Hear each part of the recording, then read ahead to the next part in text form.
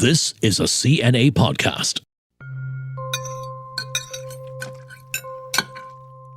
We're all guilty of it. All of us have wasted food.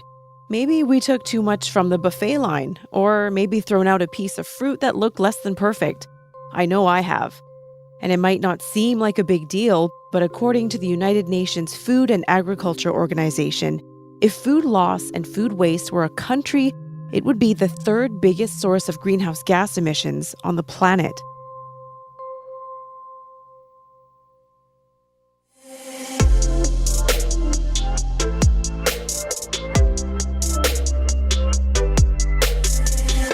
Hello, and welcome to CNA Correspondent. I'm your host, Teresa Tang.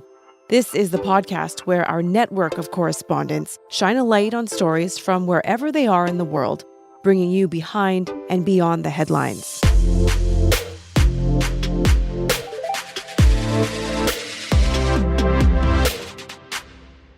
On today's edition, we sink our teeth into the fight against food waste in Indonesia with our correspondent, Chandni Vatvani. Looking at the numbers, we see that food waste in Indonesia is still very high. Indonesia is still the second biggest food waster in the world. That was Chogito Ergo Sumadi Rasan, General Manager of Food Cycle Indonesia, speaking to Chandni about food waste. And Chandni joins me now from Jakarta. Thanks so much for coming on the show today. Hi, Teresa. It's nice to be here. Now, Indonesia is home to 275 million people, so it's no surprise a lot of waste ends up in the landfill. But what is surprising is one study found 40% of the total waste generated in some communities is actually food waste. Why is that, Chandni? That really seems like a significant amount. Can you break it down for us? It is a significant amount, and I visited landfills for Jakarta and Bekasi in the greater Jakarta area, and I found out that Jakarta dumps some 7,500 tons of trash per day, where food makes up over 50%. For the landfill in Bekasi, I was told that out of some 1,200 tons of trash a day, about 80% of it is leftover food. And those are really staggering figures. And in the course of doing these stories on food waste as well, I found that while there is no singular reason responsible, there are several factors. And the words I often heard while speaking to people were privilege, mindset, and lifestyle, all of which make ingrained habits really hard to break. You know, it's just easy for people to say, oh, I don't want this, or I'm going to throw it away, or I'll just buy more of this later. And another really common situation here is taking more food than you actually want to eat, or more than you require. Yeah, that's something that we're all guilty of, I think. You're maybe very hungry and then you fill up your plate and you realize you just can't finish it all. So a lot of data that you've shared with us, but that's only data that's been reported, right? In other words, the situation could actually be a lot worse. You're right. The situation is most likely a lot worse. We know and we've seen people living outside of the city very often burning their trash in their backyards or in an empty space not far from where they live. So it's a little gray when it comes to really accounting for how much food or food elements are actually being destroyed or wasted and thrown out. Yeah, I have to confess, when I go to the grocery store and I pick out my fruit and my vegetables, I look for imperfections. And if I see a blemish or a bruise, I put it down and it doesn't end up in my shopping cart. And I know that means that that piece of food might just get thrown out because no one else is going to buy it. There really is waste all along the food supply chain, isn't there, Chandni? 100%. And you know, that is part of the problem as well. And it goes back to our mindsets, right? I mean, we've all done it, not just you, Teresa. You know, we want the best looking fruit and vegetables for our families. We go to the supermarket. And as you mentioned, the slightest blemish, or if it looks ugly, so to speak, we put it right back down. Or we usually go take the ones behind the queue. In our minds, unblemished or not ugly, so-called, is better. However, this is something that does need to shift in our minds. And just because a fruit or vegetable is bruised, it doesn't mean the nutrients disappear. It doesn't mean it loses its nutritional value. And what's been great in Indonesia is you have companies operating via online platforms that have taken the initiative to sell what we call ugly fruit and vegetables in efforts to cut back on food wastage. So that's been really good in terms of efforts to mitigate this issue. Now, going back to the supply chain, I spoke with Food Cycle, an NGO which distributes surplus food from various sources such as wedding parties, bakeries, corporate lunches, supermarkets, and of course FMCGs. Now, what usually happens is companies selling food products have a limit as to what they can or cannot put on shelves. So to explain that better, for example, some companies, if there is a surplus of canned goods which is going to expire in, say, 3 months, instead of throwing it out, which is what usually gets done because it is not considered or deemed edible or fit to be on the shelf, they will now donate these goods to Food Cycle, who then works with other frontline NGOs to distribute it to those in need. So you've spoken to NGOs, you have been to landfills and seen and smelled what that's like. Since covering this story, have you changed your buying habits? Have you always been conscious of where your leftovers end up? I think I have been mostly conscious of my leftovers and my food buying habits, but I do have to admit that doing this story and just meeting all the people in different situations that perhaps don't have as easy access to food, I think I certainly am more aware now, for sure. And I take even greater care and effort when it comes to food, and especially food waste.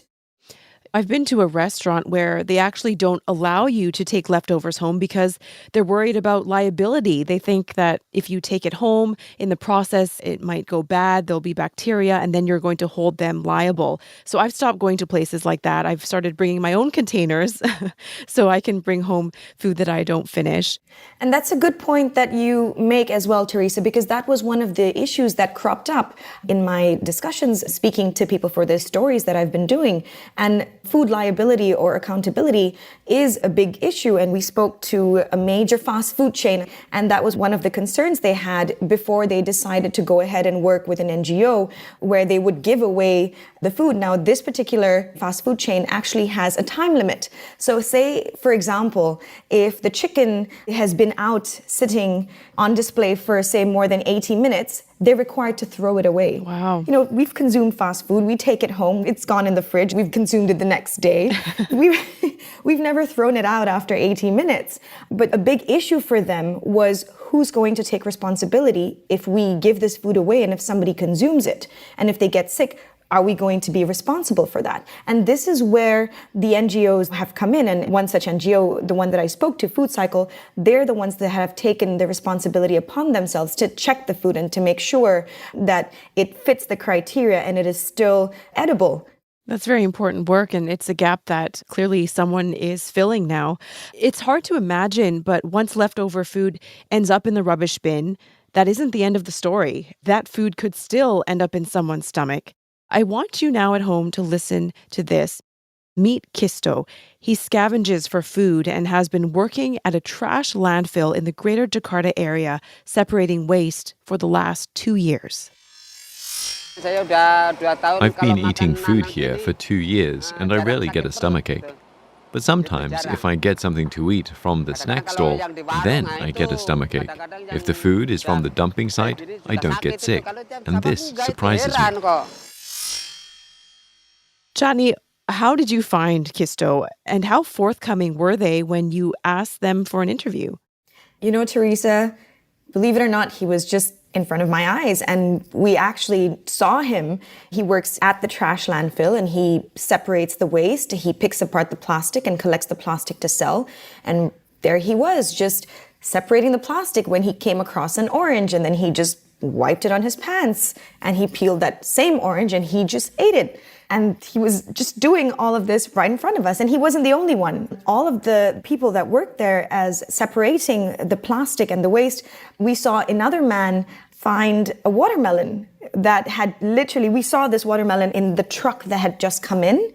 And in fact, we were told to come there at a specific time, which is when all the trucks come in from the daily markets. And that is when all the people working there, that's the time that they gather and they actually wait, and then they pick apart what comes into the landfill and they take a look at it. And if they deem it safe for their consumption, they just take it home. And it was really interesting because, of course, sometimes you may be aware of these things or you may not be aware of these things, but to see it in front of your eyes happening as you go, I think it really does put a shift in your mindset.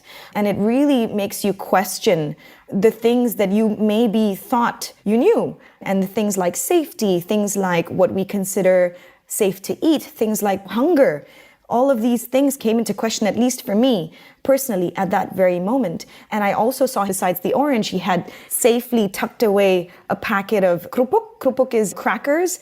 And he had opened the packet during the course of our interview, and he started munching away on them. And he even offered me, and he said, "Mbak, would you like to have some?" And he did this with the biggest smile on his face, and he said, "Daripada kelaparan," which means, I'd rather eat this instead of going hungry. So that really was a major shift for me, and it really put things into perspective, I have to say. Now, in terms of how open he was to speaking with us, he was very, very open. And he said, "This is my life." In the beginning, I did used to feel ashamed. The word he used was malu.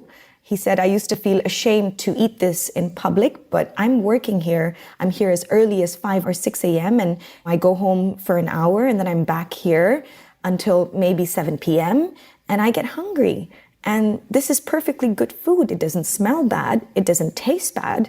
The fruits, a lot of bananas get thrown out, and he just takes the banana, he peels them off the landfill and he eats them. And he says, they have the skins on and they're just a little bruised. They're not bad inside. And at least I have sustenance. I'm hungry." His story gave me chills the way that you explained it. I could see him in the landfill, and it really reminds you food waste has a face to it. Chandni, one issue around food insecurity that not everyone recognizes, there actually is enough food to feed the planet's population. But one of the issues is access to that food, and it's leading to health concerns such as stunting in children.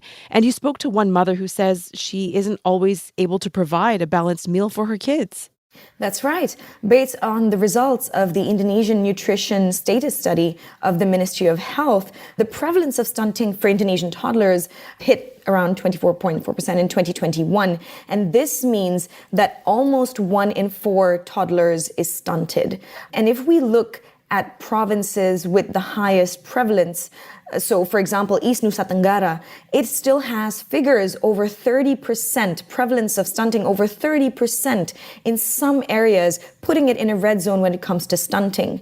And as you mentioned, I did speak to a mother who said she wasn't able to always provide a balanced meal for her kids. She said sometimes she has rice, carbs, but she's not always able to provide the right protein and the right vegetables. But one thing I do have to point out is, again, this was very interesting for me to discover during the course of doing these stories, is that a big assumption that we always make is that stunting has to do with lack of nutrition, which has to do with, again, access to food, perhaps poverty, socioeconomic status, and all of these factors. But what was really interesting to see was that a lot of parents that I had spoken to, they had good jobs, they had good homes, they were able to provide food for their children. They had access to the food in that sense, in terms of being able to provide. They were able to have access to obtain the food. But it was a mixture of the habits that they cultivated in raising the child. So, for example, another mother told me that I have all the food, but my child doesn't like to eat it. And this was an issue for her. So in order to get her child to eat, she would say, "I'll just give my child the instant food. I'll give him biscuits, or I'll give her instant noodles, because it's just easier and that's what my child likes, and as opposed to nutritious food." And that was very interesting for me. Let's take a listen, because this is exactly what one of the mums I spoke to, Mariati, said to me as well.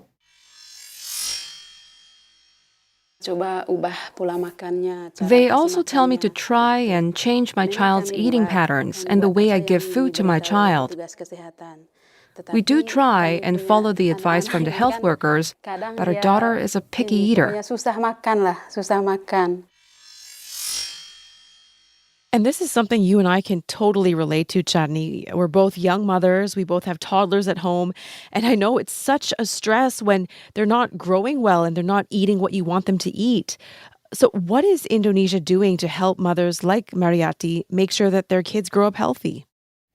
Well, we visited East Nusa Tenggara as well, and to take a look firsthand at what was being done. And as I mentioned, one of the factors that was very surprising for me was that access was not an issue. However, it was about healthy parenting styles and encouraging children to have a healthy relationship with food. And another issue that we did observe was sanitation. Sanitation is an issue in certain parts of Indonesia, and that, of course, can lead to problems such as children having worms or children falling ill. And when they have these issues and they fall ill, that, of course, then doesn't encourage them to want to eat food properly because they don't have an appetite, because they're sick, or they have worms and therefore they're losing weight because of diarrhea, and so on and so forth. Now, one thing that was really great to see on the ground was when we actually got there, we happened to be very fortunate to be able to partake and observe as well in a training course that had been set up for mothers by the local health facility. Now, what happens in those training courses, and especially in the one that we attended as well, is that you have nurses who are sitting amongst expectant mothers, and they're sitting there with material, research, and interesting pictures, a wealth of information, and they're explaining to them, hey, mums, this is stunting. This is what your child is at risk of if you don't have a healthy meal. Because it's not just the child. What we heard from several people there as well as if they had money, they would spend it on cigarettes as opposed to nutritious food. Because in their minds, my child is a picky eater. She's not going to eat this anyway, or he's not going to eat this anyway. Oh, but we need cigarettes. And Tete specifically, or East Nusa Tenggara, there is a very high coffee consumption. It's coffee and cigarettes. And what was very shocking for me to discover is they would give the children coffee. I'm telling this to you right now, and I know that you were shocked as well as I was at that time. But this goes back to lifestyle and mindset, and these are issues that are very deep-rooted and hard to change for authorities there as well. So authorities have been working very hard to try to change this mindset by encouraging and telling people that stunting is not a you problem, it is an us problem. It is a problem for all of us, in the hopes that if the mindset shifts and people realize and recognize it is not just a singular person's problem, it is a collective problem. Much more needs to be done, but at least clearly there are steps being taken in the right direction. Thank you so much for coming on the show, Chandni. Thank you for a great conversation. Thank you, Teresa. Happy to be here. The TV version of CNA Correspondent airs on CNA every Wednesday at 9:30 p.m. You can also catch up with them whenever you like on cna.asia. Follow this podcast version that takes you behind the scenes with our correspondents so you'll know when a new episode is out. Our podcast team is made up of Daniel Lee, Crispina Robert, Clara Ong, and me, Teresa Tang. Thank you for listening.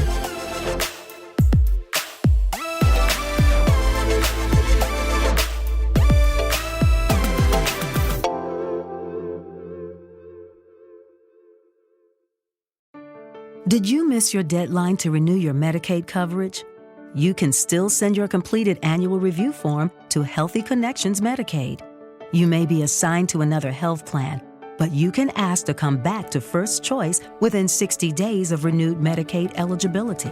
It's your family. It's your choice. First Choice is the right choice. Renew and choose us. Visit selecthealthofsc.com/renew to learn more.